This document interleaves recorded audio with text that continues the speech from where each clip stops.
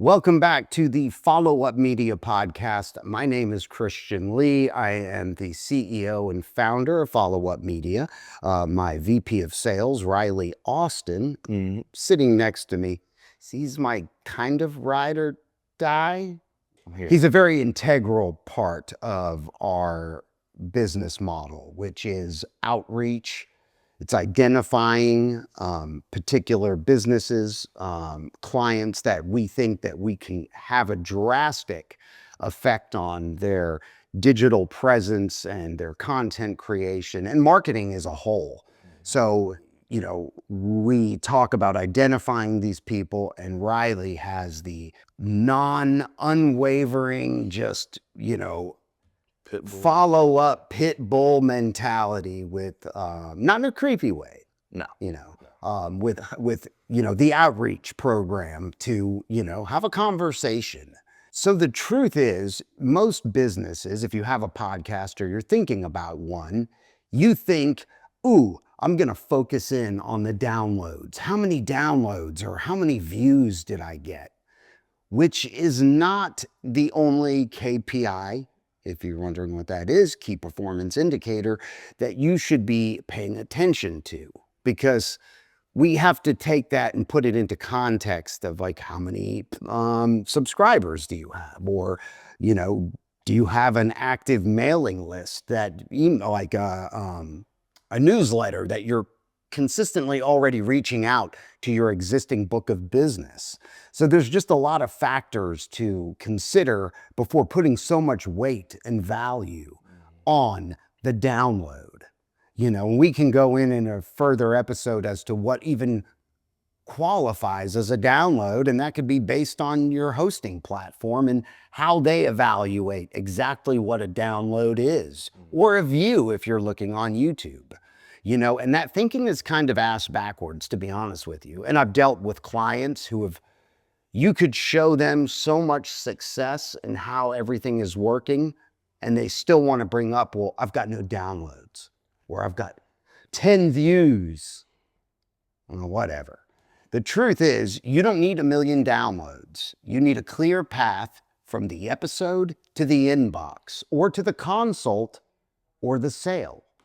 The mistake is that no call to action, no value ladder, no conversion mechanism exists. And the reality is, podcasts aren't just content. They're a trust-building touch point that's in your sales funnel. Podcast builds trust at scale.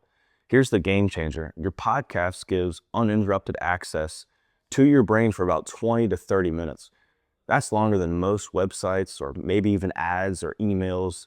That's where the trust builds, where people can hear your voice. They can see, they can honestly see if it's not just audio, if it's video, and they can see how much, or they can hear how much you truly care in your tone of voice. It feels like more of a conversation, even if it is only one-sided, you just talking to them. They're buying into you long before you ever even get in contact with them. I think that's a good point. They're definitely buying into you long before they ever contact you. Mm-hmm. You are having that moment with them, which is that authentic connection build, right? Here are the stages of podcast and building a funnel, okay? We'll call it the podcast funnel. Let's talk about that. And this is how you're going to actually structure your podcast, like a funnel. And we're going to break it into 3 stages, okay? There's attraction, there's engagement, and there's conversion. We attract by using hooky titles that solve a specific pain point. We put in strong episode artwork, SEO descriptions, and we promote that on all platforms with contextual headlines. Example, why most realtors burn out before 40 and how to fix it. If I'm an agent, I'm like, ooh, I'm interested, because I don't want to burn out before I'm 40. And then we engage. We deliver actual value. We're not going to give fluff. We teach, we share, and then we solve. We bring guests who reflect ideal customer values in that industry. And then we tell stories that connect back to your services. It's not rocket science. Hence, I'm wearing this Nuke Mars shirt from SpaceX, right? And then we're going to convert. And how do we do that? Every post, every episode will have strong and natural calls to action. Not just follow us. If this hits home, schedule a 15-minute strategy call. No. We are going to use CTAs that work. We're going to use links that take them to the action that you want.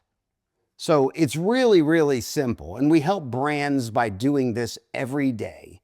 And, you know, we're going to use landing pages tailored to the podcast episodes with short, trackable, and specific links. Now, let's talk about automation, Ryley, and content stacking. You can build a whole funnel around it, starting with transcribing it into a blog post, SEO boost. We've talked about SEO on multiple of the... Well, it's funny, everything that we do now, whether it be the episode description, which is a very SEO, I call it fertile soil. Yeah.